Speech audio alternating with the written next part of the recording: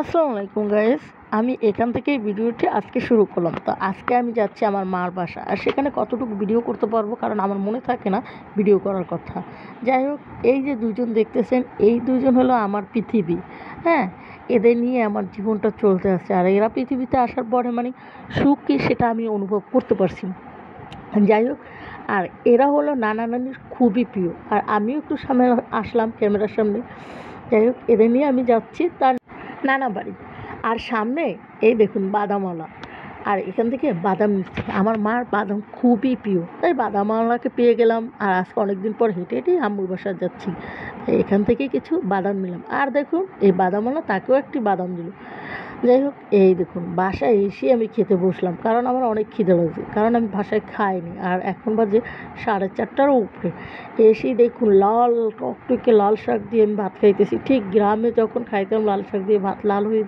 আর এখানে এই ভাত আজকে খেয়ে মানে আমি কি বলবো, এতটাই ভালো লাগছে। এখানে মানে ভাতটা মাখানোর পর পুরো ভাতটাই লাল হয়ে গেছে, আর এত টেস্ট হয়েছে আম্মুর হাতের তরকারি। আর এই খাবারটা দেখছেন না, এটা হলো কলিজা ভুনা, আম্মু আমার দিচ্ছে।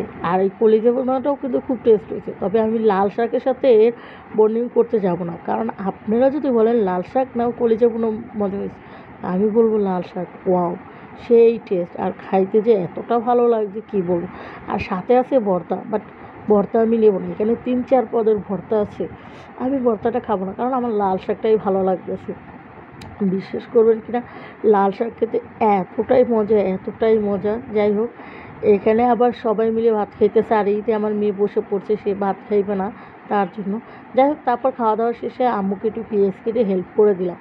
আর দেখুন আমার অবস্থা, আমি কিন্তু পান খাইছি ছোট্ট লাল। আর দেখুন আমার চোখ দিয়ে কী পানি ঝরছে, পেঁয়াজ খেতে গেলে এমনই হয়। তারপর লাস্টে কী করলাম, ধনিয়া পাতা কেটে দিয়ে আমি আমার মানে এই পর্যন্ত আমি কাজ।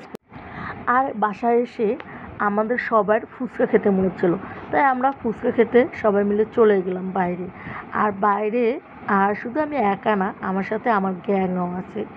এই যে দেখুন সবাইকে নিয়ে আমরা ফুচকা খেতে গেলাম, এখানে কিন্তু সবাই আছে তাদের নিয়ে।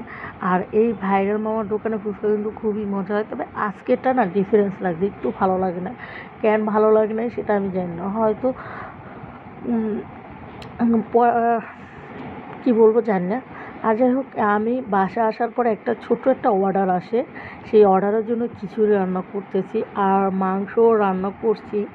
আর এই অর্ডারটা আমার রাত 12টার পরে যাবে, তাই রাত্রে এসেই কিছুটা রান্না করে ফেলছি আর প্যাকেট করতেছি। অনেকগুলো খিচুড়ি অর্ডার আসছিলো, আর এই খিচুড়ির সাথে হাঁসের মাংস গরুর মাংস যাবে, বাট আপনাদের দেখাচ্ছি, দেখে নিন, ঠিক আছে। আর আমার ভিডিও ভালো লাগে।